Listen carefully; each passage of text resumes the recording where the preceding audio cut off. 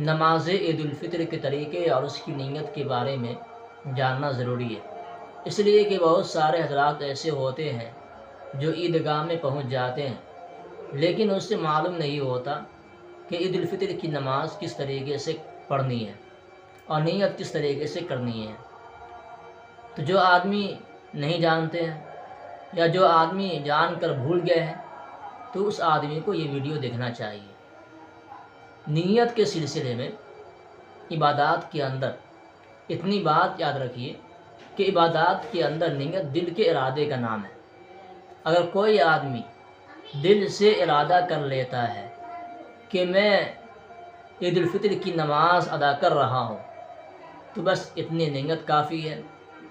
زبان سے بولنا یا اظہار کرنا ضروری نہیں ہے، لیکن اگر کوئی آدمی زبان سے اظہار کرنا چاہے تو اس کی گنجائش ہے، اس سے کوئی حرج نہیں ہے۔ جب کوئی آدمی زبان سے اظہار کرے تو اس طریقے سے نیت کریں کہ میں نیت کر رہا ہوں 2 رکعت نماز عید الفطر کی واجب 6 زائد تکبیروں کے ساتھ واسطے اللہ تعالیٰ کے، منہ میرا کعبہ شریف کی طرف، پیچھے اس امام کے۔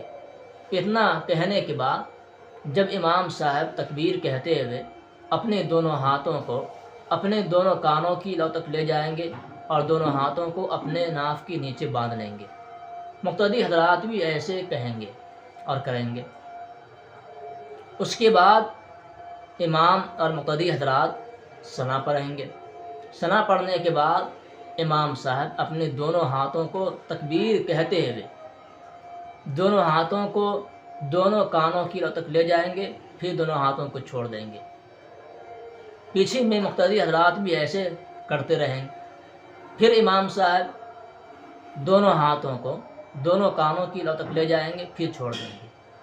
پیچھے میں مقتدی حضرات بھی ایسے کرتے رہیں۔ پھر امام صاحب تکبیر کہتے ہوئے دونوں ہاتھوں کو دونوں کانوں کی لو تک لے جائیں۔ اب ہاتھ کو چھوڑنا نہیں ہے بلکہ دونوں ہاتھوں کو اپنے ناف کے نیچے باندھ لینا ہے۔ پیچھے میں مقتدی حضرات ایسے کریں گے، ہاتھ کو باندھ لینا ہے۔ اس کے بعد حسب معمول امام صاحب اعوذ باللہ، بسم اللہ، سورہ فاتحہ اور کوئی سورہ ملائیں گے۔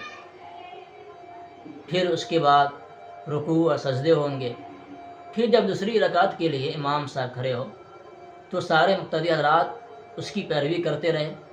پھر اس کے بعد امام صاحب بسم اللہ پڑھیں، پھر اس کے بعد قرات کریں گے، پھر اس کے بعد کوئی اور سورہ ملائیں گے۔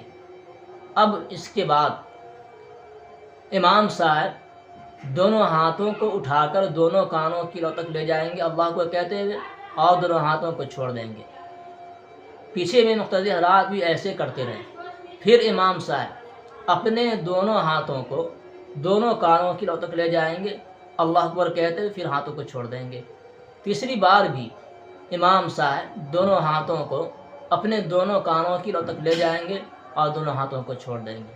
پیچھے میں مقتدی حضرات بھی ایسے کرتے رہیں۔ پھر اللہ اکبر کہتے ہوئے امام صاحب رکوع میں جائیں گے، پیچھے میں سارے مقتدی حضرات بھی رکوع میں چلے جائیں گے۔ اب اس کے بعد حسب معمول نماز ہوتی رہے گی، رکوع، سجدے، تحیات، پھر اس کے بعد درود شریف، دعائے معصورہ پڑھنے کے بعد امام صاحب سلام پھیریں گے، مقتدی حضرات بھی سلام پھیریں گے۔